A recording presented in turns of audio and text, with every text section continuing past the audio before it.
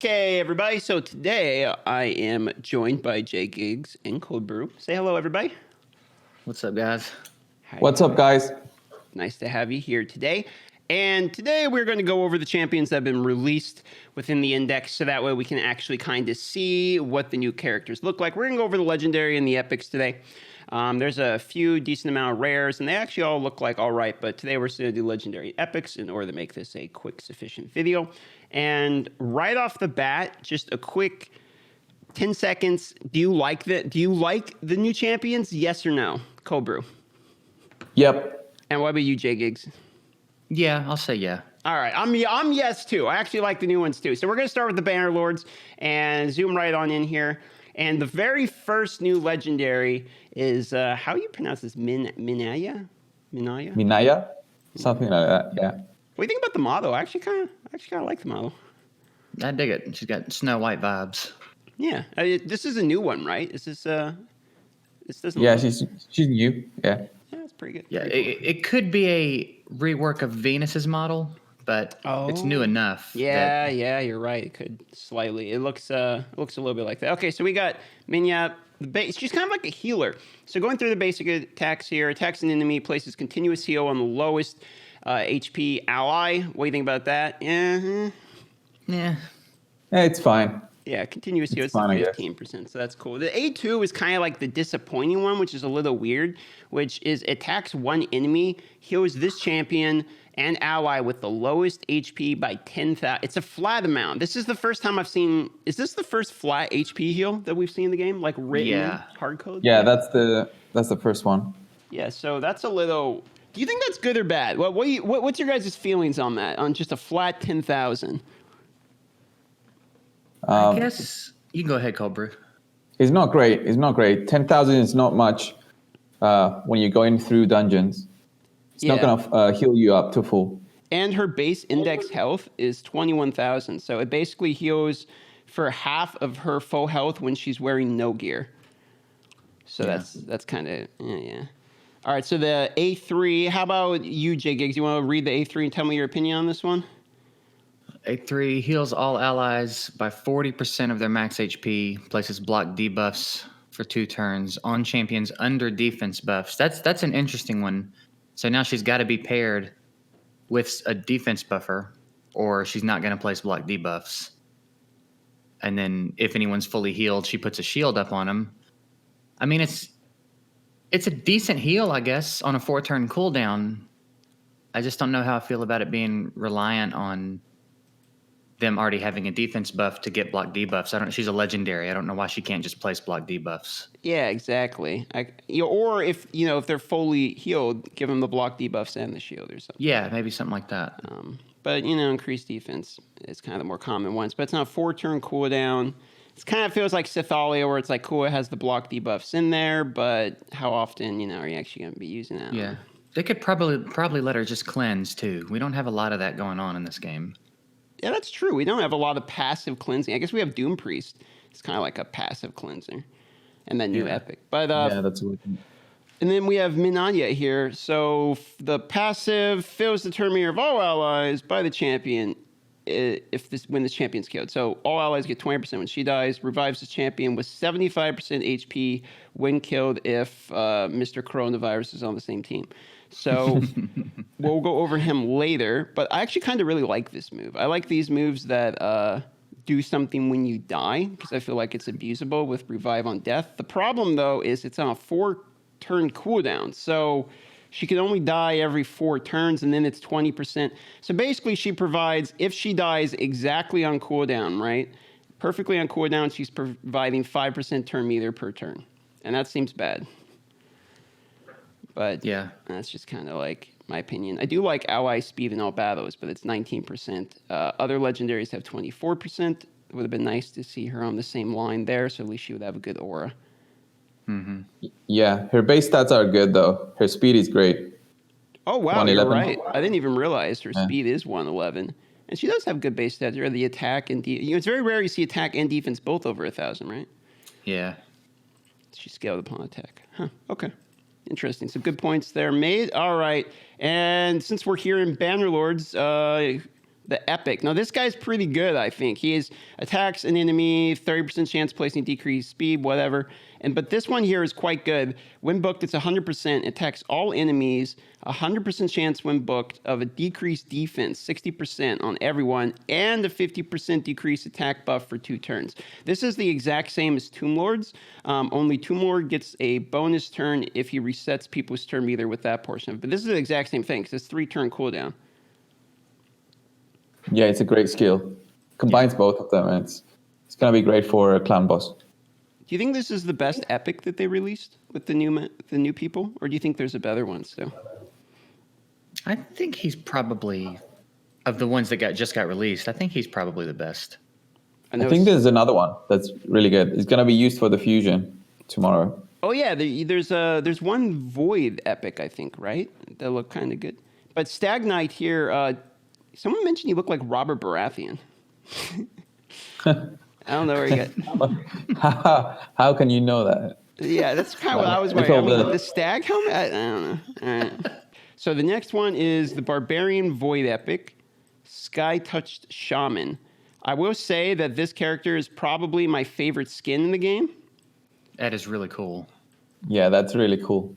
Very, very big fan here. I think that the cape is probably great. You know what the best part about this is if you zoom in a lot and move just to the side here, we get another thumbnail for the video.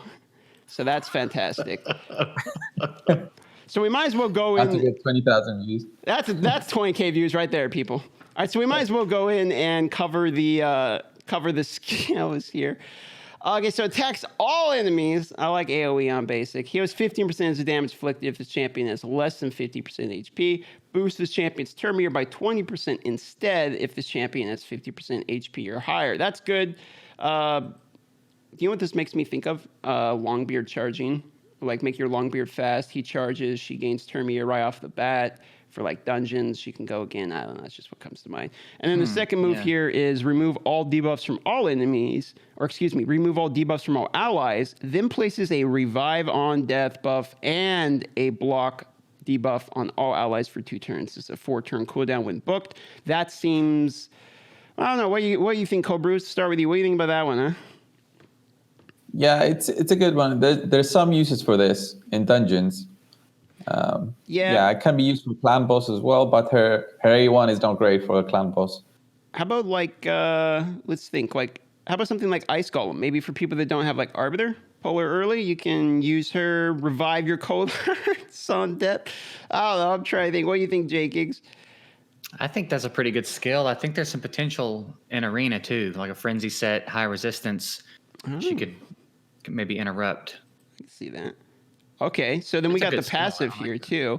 And this is damages this champion. This is where you get with the frenzy. Damages this champion by 10% of their max HP at the start of each turn.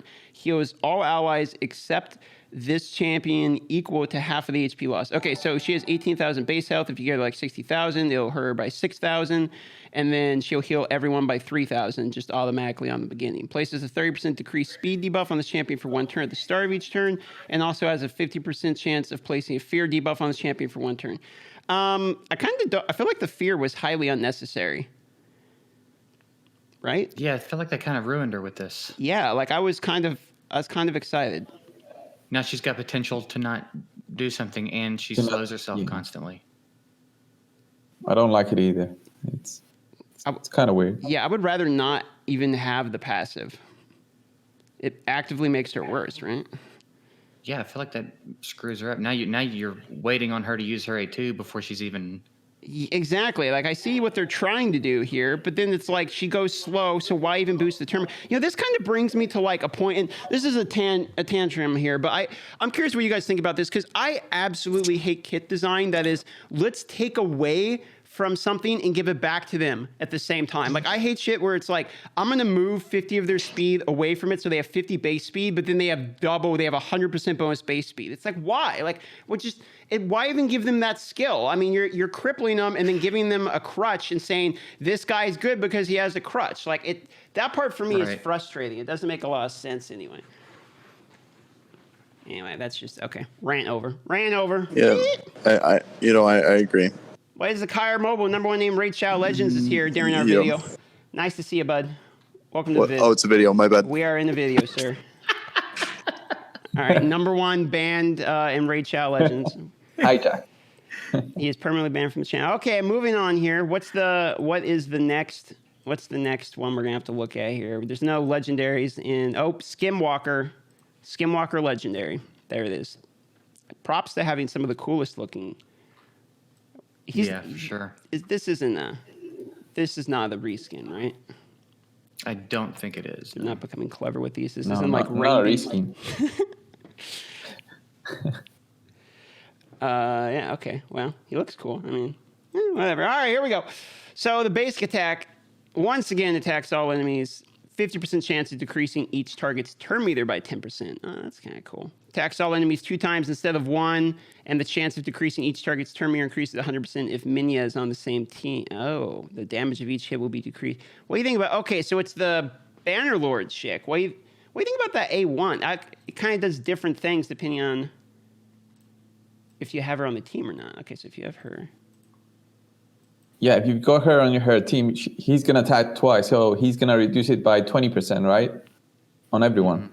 Oh, yeah, you're right. So he hits you. Okay, but you do less damage. I see. So it's like you get utility, but you do slightly less.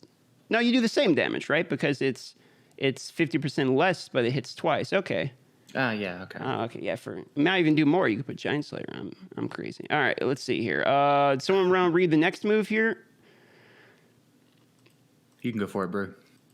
Yeah, so has a 75% chance of placing provoke debuff on all enemies for 1 turn. Block debuffs buff and a 60% increased defense buff on this champion for 2 turns. Removes all debuffs from the champion before placing the block debuffs and increased defense buffs if Minaya is on the same team. Okay. Okay, so it's just him then. So it's a AoE provoke, and then he buffs himself. Okay. And then, yeah, if he has the other one, your moves all deep. I don't know how I feel about that. I feel like that's a little underwhelming. I don't really like provoke. Like it could be decent for people that are struggling to get through dungeon teams. True. It's a more reliable taunting set. I guess that's a fair point. Because more what I'm thinking is I'm sitting here thinking like, if I pull this character, am I going to use him anywhere? And it's like, the answer is probably no. But if someone else pulls him, yeah, he's probably usable. And then attacks all enemies on the A3, places 50% decreased attack debuff on all enemies for 2 turns, and places 60% decreased defense buff if he's under decreased attack. That seems good in Clan Boss. You get both of those.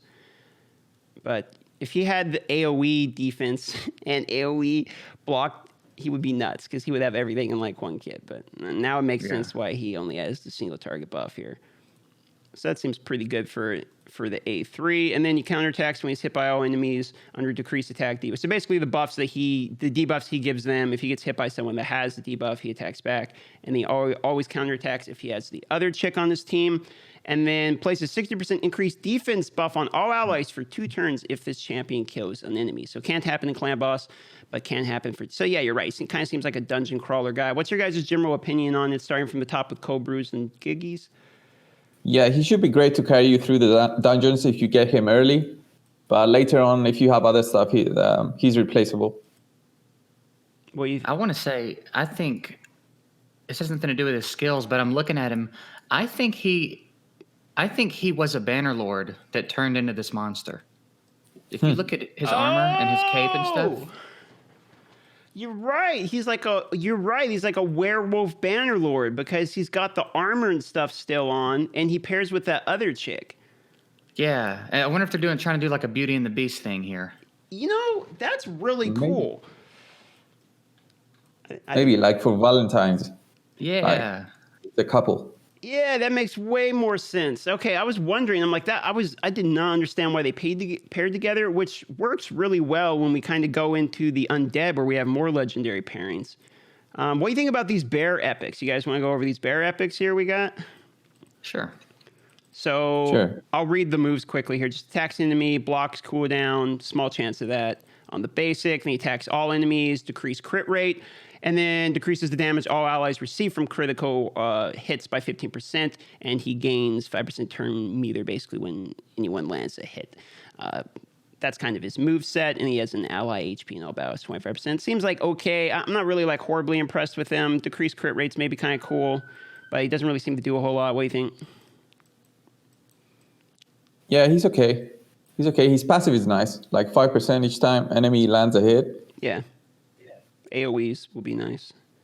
Yeah. Yeah, just kind of okay, huh? Yeah, not too impressed with him. So let's look on to the next bear then. So attacks an enemy has a 50% chance when booked of increasing the cooldown of one target skill by 1 turn at random. That's kind of high, but maybe okay, maybe arena sort of. Attacks A2 is attacks an enemy twice. Each hit has a chance of decreasing the turn meter by 5%. Decreases the turn meter by 10% instead if it's under decreased. I don't like that at all. And then attacks all enemies with a chance of decreased attack. Okay, so we get decreased attack for somebody.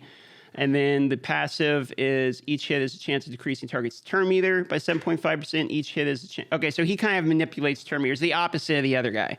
So we have the one who gains turn meter, this guy decreases turn meter. Yeah, you need to have them both. They have a good synergy. I don't know why they didn't give them an inherent pairing, like Manaya and Corona or whatever his name is. Yeah, you would think, right? Like that seems like that would have been such the obvious thing to do is make these guys better when you use them together. Yeah, that kind of would have seemed like a duh there. All right, well, moving on. So next one we have an Orc Epic Sand Lash Survivor. Kind of cool looking. I actually kind of like the female orc look. I think that's pretty cool. Yeah. Basic attack, attacks an enemy, chance to place a provoke. If it's under no debuffs, heals by 15% of the damage inflicted. If it's under any debuffs, kind of meh.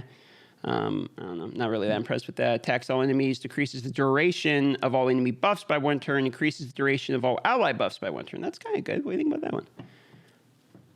It's not bad. Not bad. Yeah, I dig 3 turns cooldown. Yeah, not bad for now. And what do you think about this passive, huh? That's kind of interesting. When any ally... 50% ally protection on all allies when any ally's HP drops below 50%. Also places block damage on herself. It's kind of an interesting take. I wonder if... This is just a random thought. But I wonder if her paired with Skull Crusher when he does the protection and then he eats it and then she puts protection on when he drops below 50%. If she then covers the remainder. I don't know. Random thought. Interesting. And then decrease defense in all battles by 25%. I actually kind of like her. Yeah, she's not bad. Her base is kind of mad, but the other moves seem okay. Anyway. Okay. So the epic looks all right. What do you think, Cold Brews? You got an opinion on Sandlash Survivor? Yeah, she's cool for the dungeons. Yeah, it's kind of a basic epic here. No legendary there. Can we move on to where there's a good legendary? Let's see. So nothing in Demon Lords. Now, Undead's where we get the double legendaries pairing here. Rotos, the Lost Groom. I'll tell you what, Giggs, you want to read Rotos real quick, and then I'll have Cold Brew read the other legendary? Yeah, so first skill, attacks one enemy, has a defense break on it, 30% chance of granting an extra turn, which is pretty interesting.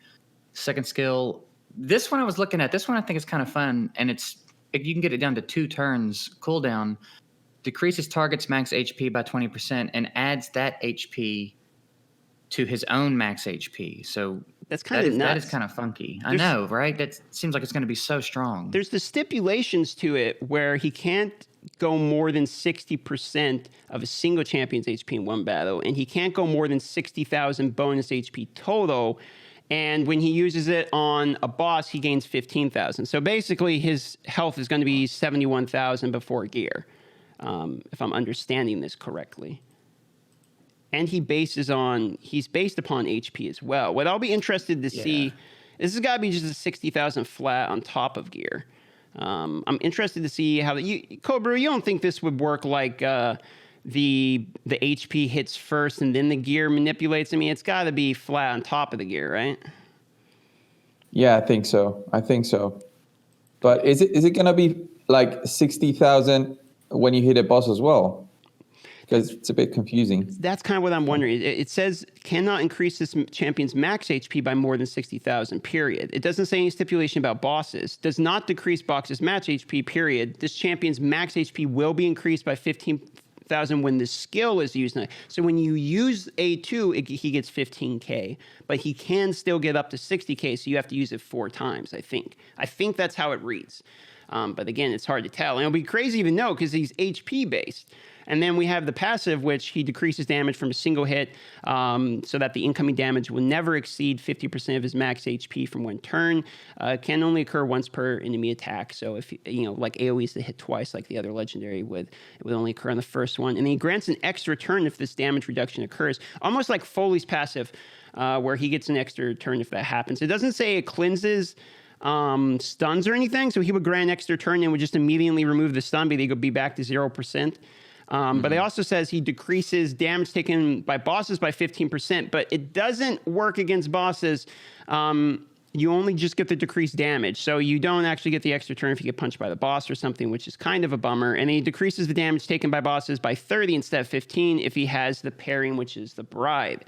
And we'll go with the Bride here. And I asked Jay Giggs about the other guy. So what do you think, Cold Brew, about the Bride here? So I'll pull up the moves and show it to the people. Yeah, so let's see the Bride. Her A1 attacks one enemy, 80% chance of placing a sleep debuff one turn if the turn meter is equal or above 50%. Debuff cannot be resisted. Heals all allies by 5% of their max HP if the target's turn meter is below 50%. Okay, that's okay for some dungeons, but it's a sleep debuff, so not that great. A2 fills the turn meters of all allies by 15% and places block debuffs buff, 60% increased defense buff, and a 30% increased speed buff on all allies. Wow. Yeah. That's a good one. That's a good one. It's 3 turns. Yeah. 3 turns, yeah, with 2 books. That's nuts. And her A3 revives a single ally with 55% HP and a full turn meter, places a 50% increased attack buff and a 30% critical rate buff on that ally for 2 turns. Wow. 4 turns cooldown with 2 books. Yeah, Wow. that's a good one as well, I think. Yeah, that's also good, man. Full turn meter revives, I think, are kind of good. I mean, you can let your cold hearts die on purpose, basically, and then revive them for damage or stuff. And you're obviously not going to use this guy to clear waves, but just in general, the full turn meter revive has been pretty good. I've been using it with Raglan. I found a lot of uses for it. What do you think about this passive? Healing HP. Or let me start this over because I can't read. Heals each ally by 15% of their max HP at the start of their turn. Has a 40% chance of removing, this goes up to 50% booked, of removing freeze and fear debuffs from each ally at the start of their turn. Removes all debuffs from Rolos the Lost Groom at the start of their turn if they are on the same team. Freeze and fear kind of being removed automatically obviously makes me think of Torment here. Mm-hmm. And maybe countering like Harvest Jack. This might be also good with paired with Shaman Chick because she fears herself. But yeah, seems really good. Obviously, ally resist in all battles. My personal opinion, tell me if you think I'm wrong, but in my personal opinion, what I'm seeing here is this looks like a obviously designed for arena type of character. Well, I think she'll be great for the clan boss as well. Not on a counterattack team, but she's going to be great with the other guy. Because her passive is really great for him. He's going to be healed 15% of the HP each time, removes any debuffs on him. And yeah, I can see that. He's going to have high HP, so even as an attack-based champion, he's going to do a lot of damage. What do you think about the rise of non-counterattack teams? Like, because with increased speed buff and stuff like that, and we use increased speed aura, let's say like a Lissandra lead, you know what I mean, like some kind of Fushan or whatever lead, and then you get like this plus the other guy, then you get that strengthen buff from the new guy to keep everyone super tanky, and then you get like just tons of poison, like a Dracomorph for poisons or something. You know what I mean? I kind of could see the rise of maybe a non-counterattack team coming. Maybe I'm way off with that, but just an idea here. She kind of looks good too. What do you think about the art? They kill it. Yeah, the art is great. Great. Always great, really. Yeah, they're nailing the art 100%. Okay, so I think... And her speed is 114. Oh, gee, holy moly, man. See, that again, that makes me think Arena. Isn't that the highest base speed in the game? I think it's tied, yeah. I can't remember who else has it, but... Because that seems pretty good, man. And Allies, yeah. She kind of seems like a Warlord replacement for Arena, maybe. And obviously, like you're saying, good in Clan Boss. Okay, well, I think that wraps up. Did we miss any here? We missed the Dark Elf Epic here. Oh, yeah. Fang Cleric. So a Spider reskin, but they did a much better looking job with him this time. Let's see, I haven't even read this guy's moves. Okay, so he has Lissandra basic attack, transfers random debuff. His A2 heals an ally 20% of this champion's max HP. Also fills the target's turn meter by 30% if they're fully healed by this skill. Places a veil buff on the target for 1 turn if they are not fully healed by this skill. Okay, so kind of like a panic heal. It's a 2-turn only. Kind of interesting. I don't know how I feel about that. Revives the dead ally 30% HP, then fills their turn meter by 30%. Also places unkillable buff on the target. Wow, for 1 turn and 15%. That seems kind of good. Rezzing somebody with an unkillable. Yeah. Seems that might be. That's the first character in the game that has that, right? I think. Is it Broadmaw has something? Maybe his is a block damage. You're right. Very, very similar there. Doesn't Molly have one too, or is it different? Block damage as well. Oh yeah, she does. Brings it back with block damage. Yeah, you're right. Okay, you guys are right. There's a couple ones, and then the auras, speed in all battles. I actually kind of like him. I don't know. I actually don't really mind him. His A2 is kind of questionable. Maybe it's kind of like he's kind of like an epic apothecary or something. I don't know. I feel it's kind of weird there. All right. Yeah. So I think, obviously Knight Revenant, because we have, how can we forget the best skin in the game? Pelcher Sentinel. Oh, yeah. There it is. Look at that hair. I'm loving it, dude. Okay. God. But hey, we get a decreased attack epic again, which is kind of cool. Single hit, but we have a up to a 60% chance for a decreased attack, and this puts it among the ranks of clan boss characters, because then we have increased defense. Wow, this is actually good. I haven't looked at this. Increased defense buff and block debuffs on all allies for 2 turns. That seems pretty good. Decreased attack and increased defense on the same. Is that the first character that has that, other than Martyr? Grizzled Jarl, I think. Doesn't Alton do it, doesn't he? Is it him? Oh, yes, you're right, Alton. Yeah, you're right. I'm way off on that. Man, you guys, good thing, thank God I brought people in today. I'm completely off on a lot of these. And then passive here has a booked, that's 50% chance of completely blocking incoming damage when this champion or their allies are attacked once per turn. Wait, when this champion or their allies are attacked, does a block completely block incoming damage for the allies 50% of the time? That can't be right. Well, it's going to happen every other time, right? Right. So but yeah, 50% chance, yeah. That could be pretty annoying. Is that kind of nuts? Isn't that kind of nuts? That seems like it's got some interesting clan boss application and some really annoying arena application. Yeah, this has got to be a clan boss character. Ally defense in all battles, defense, block D, but this character seems really good, man. Yeah, her aura is good as well. Yeah. 25%. Oh yeah, this is a great. This seems like, you know what this seems like? An epic Alton.